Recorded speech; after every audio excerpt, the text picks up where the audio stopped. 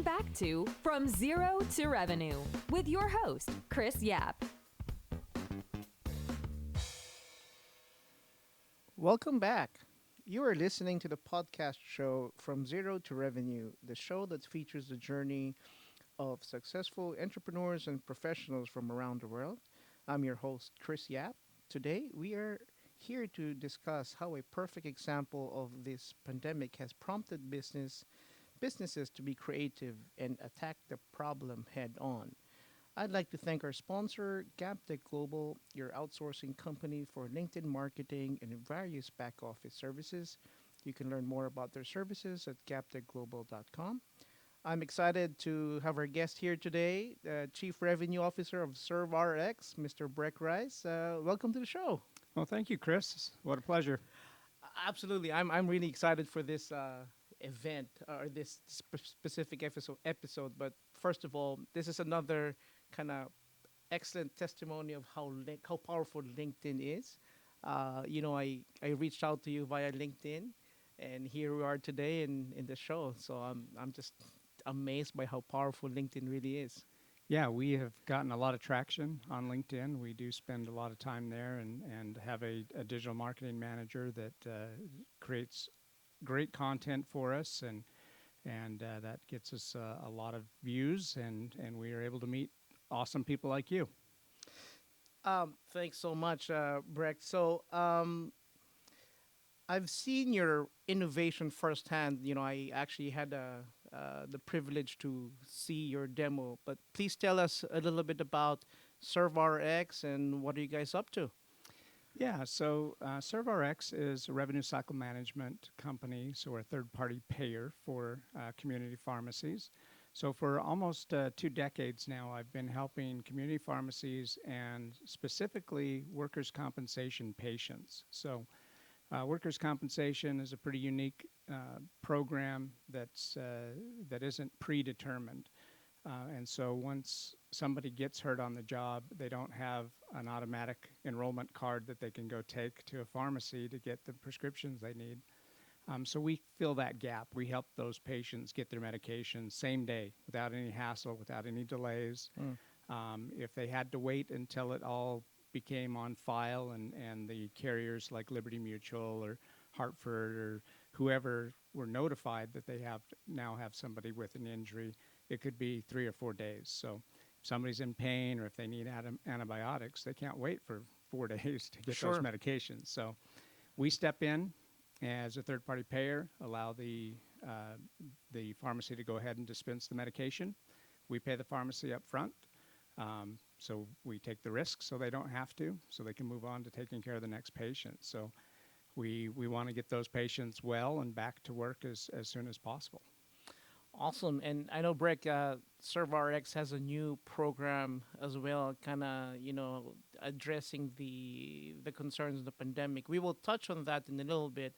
But, Breck, being the revenue guy, tell us a little bit about your background, personal background, and career-wise as well. Yeah, be happy to. So I was going to school in Intermountain West, went to University of Utah for most of my undergrad and was kind of spinning my wheels and needed to finish my career. So I actually moved over to University of Phoenix. Now, back in those days, I'm a lot older than you, Chris. Back in those days, they were in the classroom. It wasn't an online program. So I finished up my undergrad and my master's degree. So I just plowed straight through and got an executive MBA. At the University of Phoenix in, like I said, in the classroom. While I was doing my MBA, I had run across a friend that I knew from my undergraduate program who was in a convenience store gas station, Amoco station, American Oil station. I was like, what are you doing? He's like, hey, it kind of looks funny. I know should be in our big careers, he says, but this is the greatest gig ever. They're paying for my master's degree or a big portion of it. I said, where do I sign up? It's pretty expensive to do an MBA, an executive MBA. So I joined Amoco, American Oil Company, and was working full-time, going to school full-time, averaging maybe 3 or 4 hours of sleep at night. Yeah. Sometimes no sleep at all. Sure. And right after graduation, I was accepting a big promotion with American Oil to move out to Chicago. And that very same week that we were listing our home, another acquaintance of mine was walking through the neighborhood. He was picking up house flyers, and I said, "David, come on in here. You know, you don't need to pick up those flyers. I'll just sell you my house." You know, and we got visiting, and he said, "Well, can I come tell you about something that I'm working on?" And I said, "Yeah, sure. Come on over." So the very next day, he came over and he started telling me about this really cool technology that he was working on, and he kept saying we could do this and we could do that, and I'm like, "What's this we stuff? I'm taking a promotion and moving to Chicago." Right. And well, we did start a company. We did a startup technology company. It was digital manipulation, and that's kind of how I got into technology. Was with that first venture of Trilogy Studios. Really fun project. Unfortunately, the directors didn't think it was that fun, and they didn't like that we were manipulating movie content, and so we were not able to complete the project and continue on. But that had gotten me a lot of media exposure from that little digital marketing For sure. and digital content manipulation. So I had the opportunity to meet some pretty incredible people during that time. I even did the early show. I was on World News Tonight, clear Wow. back when Peter Jennings was still alive. Awesome. Did Tech TV, KTLA on the West Coast, New York One on the East. So I was getting a lot of media exposure, and this company out of the middle of the country had seen some of that media, and they said, that's the guy we want to come run this Wow. new division for us. And so I was recruited to move out to Memphis, and that's where I got started in the industry that I'm in now and have been for 2 decades now, and that's the third-party billing or helping community pharmacies take care of the patients that they serve. That's a very interesting story. Obviously, experience it's the best teacher, as people say. Now, Breck, in your with ServRx, you've been basically driving revenue, driving millions of dollars, not every year but every month. What keeps you motivated? What drives you to continue doing? You've been doing it for a while. Yeah. What drives you to do that? Well, ServRx is only half of that time, right? So my first tenure in this space was about 12 years with the grandfather of our industry. How that came about was a consultant that was helping independent pharmacies be more productive and workflow and be more profitable through putting systems together. This consultant was down helping a independent owner, and he saw this shoebox sitting behind the counter, and it just had these invoices spilling out of it. And so he asked the owner of the pharmacy, he said, what is this shoebox? He said, "Well, that's my workers' compensation program." Wow. And the Set consultant aside. yeah, the consultant says, "Well, that doesn't look like much of a program." And he's like, "Yeah, no, I'll get around to billing it at some point in time, but I just don't have time right now." Well, consultant saw an opportunity, right? Sure, of And course. he steps in and says, "Well, let me figure this out for you." And that's how the industry was born. It then became a online adjudication. Was all paper at first, and sending out invoices and having to gather up invoices from these independent pharmacies. But it it became an online opportunity to do real-time adjudication, and that's how the industry started. Well, my love for taking care of those independent pharmacies, for 12 years, started to change by the acquisition and sell of the organization. We were bought and sold 4 times while we were there, and every time it changed just a little bit. And then the last sell was to a big PBM, a pharmacy benefit manager. Well, PBMs are a 4-letter word to community pharmacy. And so everything that I had built, all the relationships that I had built for 12 years, at that time I was working with just about every pharmacy organization in the country. So almost 60,000 pharmacies were clients of mine Wow. and personal friends. And now we were launching this new program with this PBM that was going to take away all of that profit that we were giving back to them. And so I had received a call from someone out here in Arizona that was looking for some billing help. And his name's Todd Delano. He and I were working on a contract to do third-party billing for his new little company that he was starting. And right at the 11th hour, I had to pull the contract from him. We couldn't finish helping him because we were making that transition from being a third party to a PBM. And so I had to take that contract back. Well, Todd's a smart enough guy and a serial entrepreneur. He didn't take no for an answer. So he's like, well, who else is doing this? And I explained that we'd pretty much bought up all of our competitors and rolled them up underneath our company. But I knew a chief architect that had retired, and I could make that introduction. I had a right-hand helper to me there in Memphis that was absolutely my go-to gal for everything. She was, disenfranchised with the direction the company was going, didn't have the same non-compete restrictions that I had as a director of the organization. And so Todd Delano likes to say that Stacy Elliott, my right hand, was my little baby Moses that I put in a basket and floated down the river to him here in Arizona. And that's how ServRx got started. Wow. And so, but even from the very early stages, I consulted and helped them get going. In fact, the namesake ServRx is even my name. And then I was able to join a couple of years later. I had a not only a non-compete, but I also had a TRO. I had a gag order so that I couldn't go tell our pharmacy friends what was happening to them.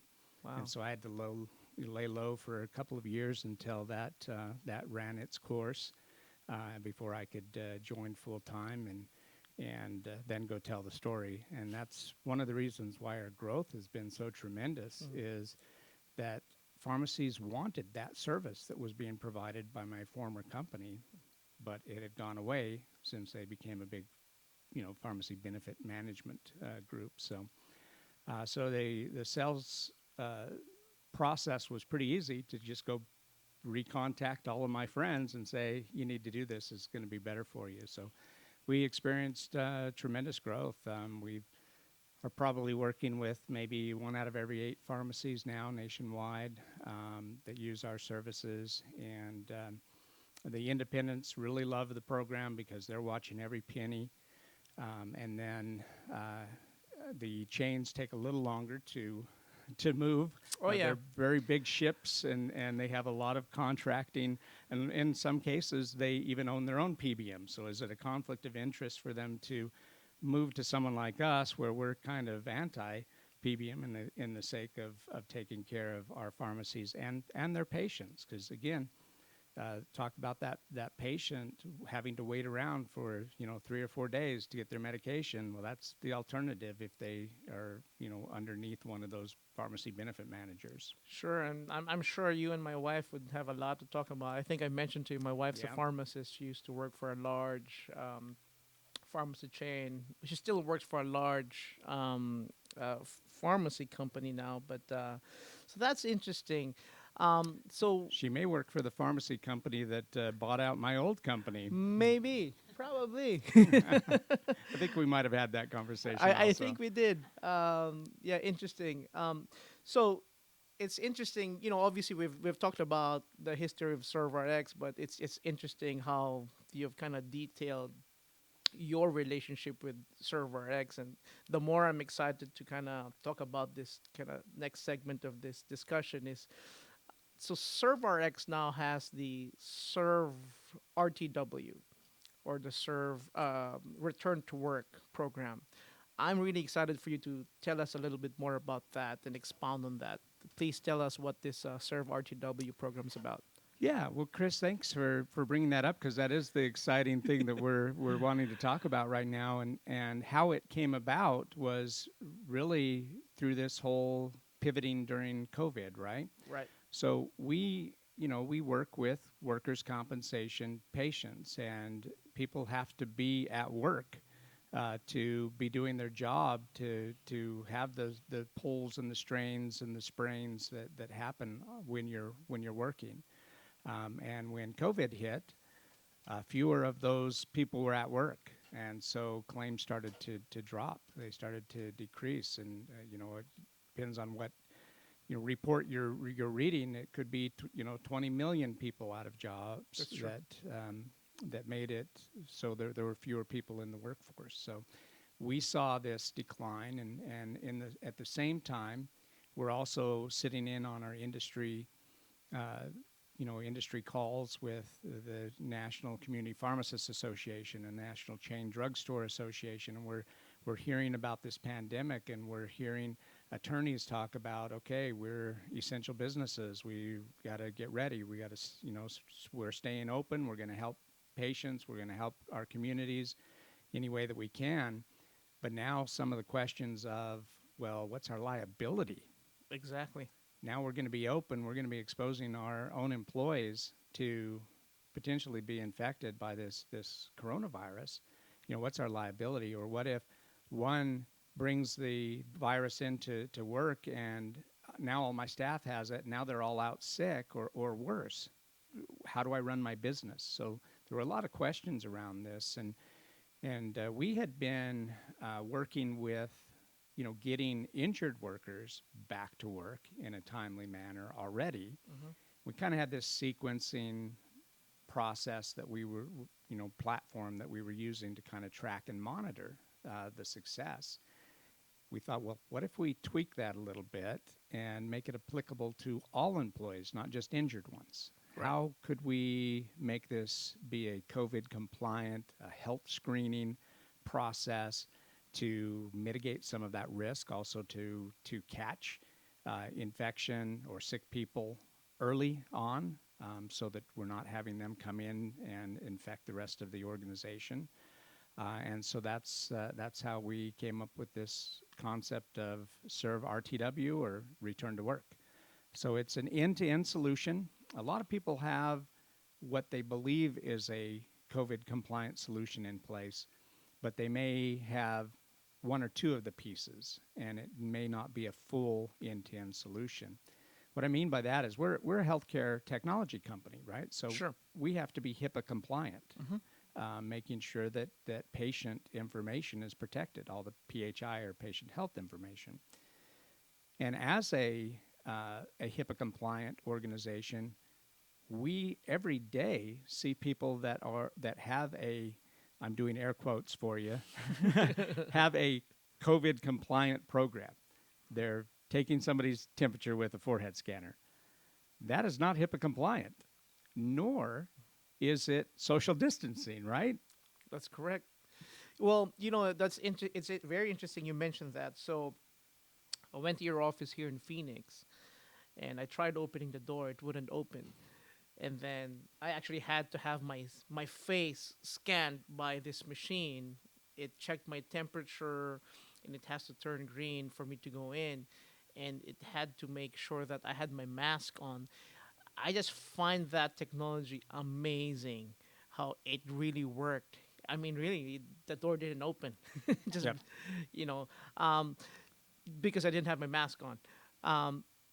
Tell us a little bit more about that technology, and how do you see that addressing this issue on pandemic? You mentioned, compliance issue, the risk of, one employee spreading that to coworkers.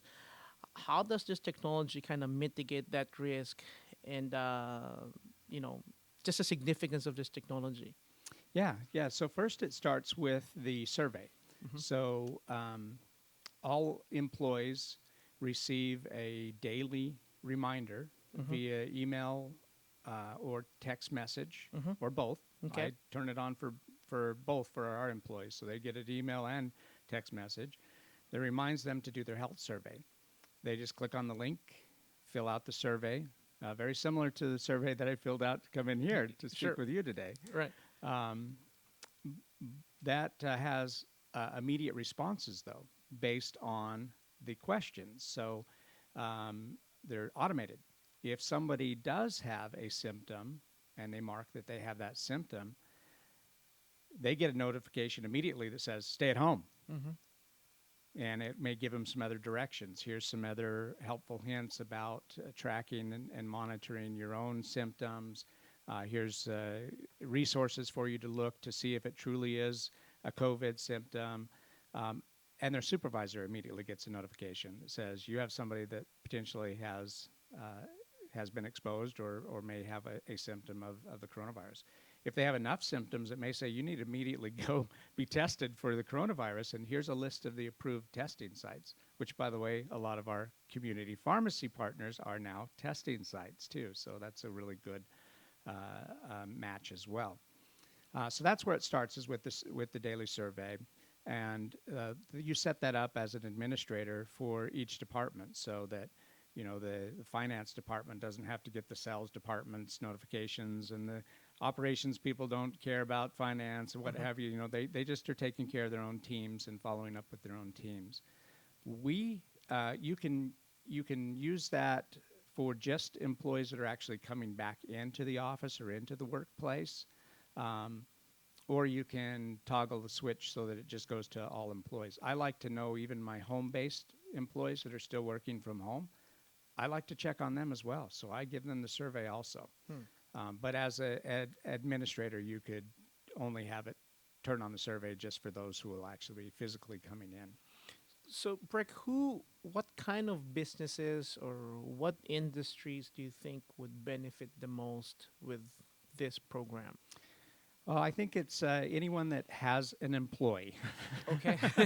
Sounds like... We had our community pharmacies in mind. We were Right. thinking of their risk mitigation and keeping them, compliant.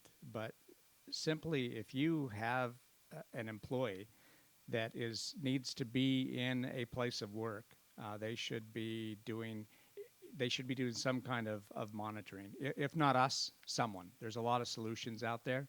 We just happen to be extremely effective and very, very affordable. Some of the solutions end up being, as much as $50, $60, even $80 per employee per month, and that's even without any of the facial recognition and thermal imaging that you were mentioned earlier. That's just the health surveys and resources. Right.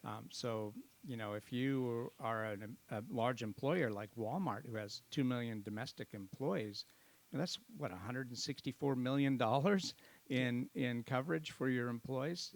So we come in much lower than that, about $2 an employee instead of $80. So, Wow. but to finish the whole end-to-end, once the survey is completed, the employee has notification that they're safe to come into work. They actually get a QR code, and it's a different color every day, so it's real easy to see who's done their survey. You just say, hey, show me your QR code, and oh yeah, that's today's color. It's today's survey. But even before they can get into the building, like you had experienced, they present at our kiosk. This is the point of entry kiosk, and we searched all over the world for the right solution. We had seen some really cool technology, but it was very, very expensive. We first started with some just camera technology. It didn't do anything but some thermal imaging, and it was really high-end cameras. You've probably seen them on commercials, like I think Amazon shows one of those camera systems for their warehouse workers. Right. But they're like $10,000 for just the camera, and then you have to hook up all the systems and everything. We looked at some standalone kiosks, $35,000 or more, and we're thinking, how can small business afford this, and how can we help boost our economy and get people back to work and be productive if they're having to lay out an arm and a leg just to get the system in place. So we found these kiosks, and the first system that we went with was just a reseller we were working with.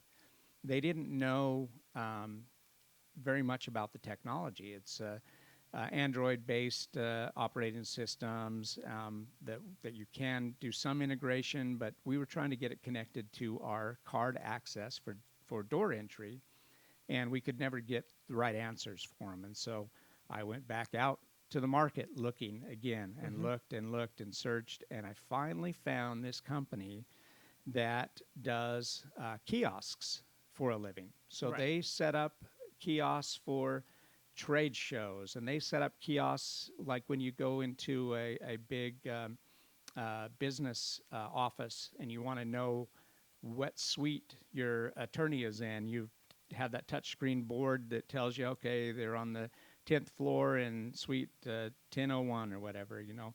So they do all of these things already and have all of these contracts in place already, and then thermal imaging attached to that was because of COVID. So they're another great company. You should probably have them on your show. They could tell you about the pivot they did from being We a probably should. kiosk provider to doing these thermal imaging and facial recognition. So we felt really good about not only the system that they had, but they also write their own software for it. So they're updating the system software constantly so that we have the latest and greatest things that are needed.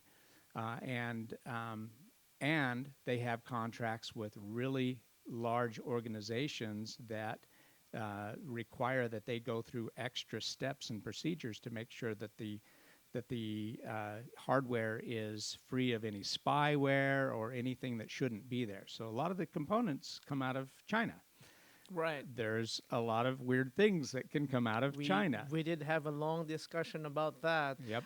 But you know, Breck, what I find really interesting here, and honestly amazing, is just the ability you had to pivot. You mentioned that word earlier. The way that you pivot, not only was it timely, it was pretty significant because, you know, like I mentioned earlier, you're attacking this problem head on, and you're basically saving lives. You know, we've seen the damage. You know, over 200,000 people dead here in the U.S., and I really think that, you know, and people are taking this seriously, not to politicize or anything like that, but you know, with the way you pivoted,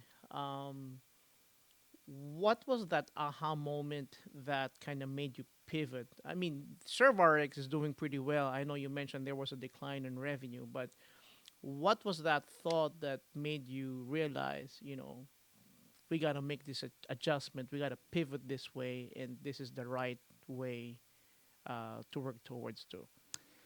Yeah, I think it was our love for community pharmacies and wanting to Wow. make sure that they didn't suffer during this time. Their own employees were protected, and then their businesses were protected. An independent pharmacy is working on razor-thin margins. Right. Their reimbursements keep going down more and more every year. Contracting is just brutal on them on trying to get a fair reimbursement for their medications. And so we knew all it would take was one situation could potentially put them out of business. They're frontline, they're essential businesses, they remained open, so they didn't have that, you know, potential loss of revenue, but they did have the potential for loss of life, as you mentioned, Right. or their own internal pandemic where it wipes out all their employees, and now who's going to come, you know, work? We had one pharmacist in New York, in the Bronx, who has a cot. When we were all, you know, going home to do, you know, shelter in place and be, you know, quarantined at home, he was living at his pharmacy so he could take care of patients. Wow. So we had them in mind. And then we started to hear about these you know, lawsuits that were popping up. And some of the more well-known would be like McDonald's has a class action lawsuit against them right now. There's several employees that have all gotten together and they're suing McDonald's because they claim they were infected at work. Tyson Foods has a big lawsuit. Unfortunately, a butcher with JDS died, and now the family is suing JDS, a big meat packing company, Right. over that. So we had all of these things in the back of our mind saying, how can we help? We've always been a risk mitigator for our partners, our pharmacy partners, and taking on that claim, paying them up front. Now it becomes our responsibility to track down who really is the payer, and so risk mitigation was in the back of our mind. How do we help these community pharmacies? And then it just expanded from them. How do we help small business? How do we get the economy back on track? Right. How do we get businesses to reopen, and how do we improve consumer, their want to go back to places, right? The consumer confidence is so low. Do I go to this restaurant? Are they clean enough? And we think, having one of our kiosks at the front door rather than a thermometer will build and instill a lot of confidence in consumers to say, these guys take it serious. They've got a thermal imaging facial recognition kiosk. That's right. Well, again, what's really interesting here and amazing is, you had this, you made this pivot because of the love for your customers, and now, knowingly or unknowingly, the opportunity for this innovation it's just vast. It's huge. Like we spoke about, in the Philippines, my brother works for a large call center there. He's an AVP over there. He told me since everyone's working from home, their production actually went down by at least 15%. And that 15% KPI reduction, it equates to millions of dollars lost for that company. So I think, we talked about call centers as a good opportunity, or, so they can actually operate again on site safely. And we've had that discussion. I'm just really impressed and amazed, the magnitude of the opportunity this has opened up. And it all started with the love for your customers. And I think it speaks a lot about you, ServRx, as you guys as entrepreneurs, as leaders, not just in the industry, but in our state, in our city. And man, kudos to you guys for putting this idea into action. First of all, you not only are you solving a problem, you actually found the problem and attacked it, and not just sat on it. Um, what do you think is the most important concern to employers who are considering reopening? I know you've been doing some survey. We've been doing this survey, reaching out to different establishments, and I think you've gotten some pretty good response. What kind of response are you seeing as far as their, major concern? Yeah, initially it was employee safety. So employee safety initially went off the chart on the survey for a lot of reasons, because it was early on in the survey. People felt like that was probably the most PC answer too, right? Sure. Oh, we got to protect employees. But you think about it, your employees are your most valuable asset as an employer. They're also your most expensive That's asset. true. Okay, when you look at your P&L, Yep, that payroll. that is your biggest expense is payroll. And so you need to take care of those employees. And you pointed, you made the point earlier, Chris, about how the productivity has gone down in your brother's company from the agents being home based instead of back in the call center. Everyone is experiencing that. Probably higher than 15%. There's been Wall Street Journal article about it. There's been Bloomberg about article about it. Yeah, it is a big concern right now. Initially, we saw productivity increase, which was really kind of fun to see. Wow, people are super productive. Well, it was exciting. Not only was it exciting that they got this opportunity to work from home, they were excited they got to keep their job, because 20 million didn't get to keep their job. That's right. And so everyone knows somebody that was furloughed, laid off, just let go, business was just closed down. Everyone knows somebody that was in that situation. So initially, if you got to keep your job and got to work from home, it was exciting. And so people were putting their very best foot forward. We've been at this for 6 months now. That's right. It's gotten old. Yep. And people have other responsibilities and other things that are kind of getting in the way, and so the productivity has gone down, unfortunately. So businesses need to get their employees back to their businesses safely. And I think on top of that, obviously we just discussed on the side of the employer, but I think on the employee, I'm hearing a lot of people actually wanting to go back to office, and now you're hearing issues on mental health. This pandemic and this staying at home has taken a toll, with their mental health. What do you think is the most important to employees as far as they're concerned, going back to the office?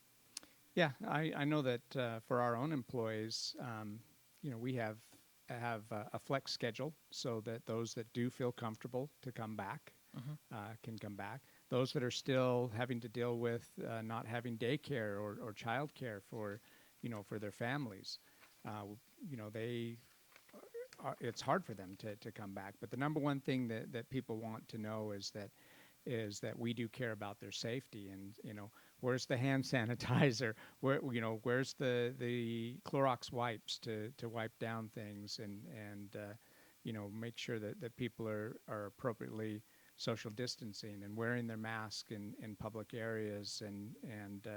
So the employees, our own employees, have been interested in making sure that it's a clean environment, and we're providing some of those extra things that are needed. We see that with other companies that we're surveying, we're talking to, and by the way, the next largest contributor to that survey is the consumer confidence. So the longer that we sit here, not being fully back engaged in going to restaurants, going to stores, going to retail, Right.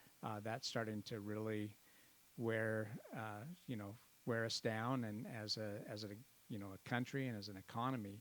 And so that reinstalling consumer confidence and getting people back out spending dollars again is creeping up on employee safety pretty quickly now. Yeah, for sure, 100%. Obviously, it's a great program you have, end-to-end solution, keeps companies compliance, mitigates their risk. Do you have any competitors right now who are kind of doing the same or similar to what you're doing? Yeah, there's a lot of competitors doing pieces of it, right? Okay. Maybe not the full end-to-end solution. The largest would be the big CRM company, Salesforce. So Salesforce, their software is pretty expensive, so you could imagine that whatever they're going to offer is going to be fairly expensive too, and it is. They have some great resources, and they have a great survey platform, but that's about all that they offer. There isn't the point of entry security or anything with thermal imaging. That we can set up an entire small business for the price of one subscription for Right. their program. And then we've also seen some other some really exciting programs that are helping food industry, where they're putting a sticker on the employee that they have checked out COVID free, and they're putting stickers on the takeout orders and things like that, saying that they've taken these extra steps and precautions. We love the concept and the idea, but we also think that there's probably some risk there, because what if someone does end up having coronavirus and they were wearing a sticker that says, "No, I'm certified that I don't have it." They could be up against some issues there with litigation. Litigation is going to be one of the most expensive things that comes out of all of this. We have a case study from an insurer, someone that covers small businesses, and the case study is pretty staggering. That it costs about $125,000 to settle one employee suit. Wow. And that's not even the most expensive part of it. It also takes about 275 days of your time to settle that suit. And that's if you settle it. If it ends up going to court and you get a judgment, then the judgment goes up on average 200,000, Hmm. and 25% of judgments are $500,000 or more. So Wow. you could put a lot of our systems in place for $125,000 for just one suit. Well, saying goes, it's always better to prevent the fire than fighting it, right? Yep. So, and I think your solution's the best for it. So, Breck, last question here. There's a lot of struggling business owners right now, entrepreneurs. What advice would you give them as far as making a pivot? As far as pivot is concerned, in this so-called new normal. Yeah, I think that getting business back on track is actually having enough confidence to reopen and to start doing business again. And so I think once we see some of the economy start to pick up and dollars being spent in our in our small businesses, even the big credit card companies recognize it, right? Hmm. I see commercial after commercial now of support your local small businesses.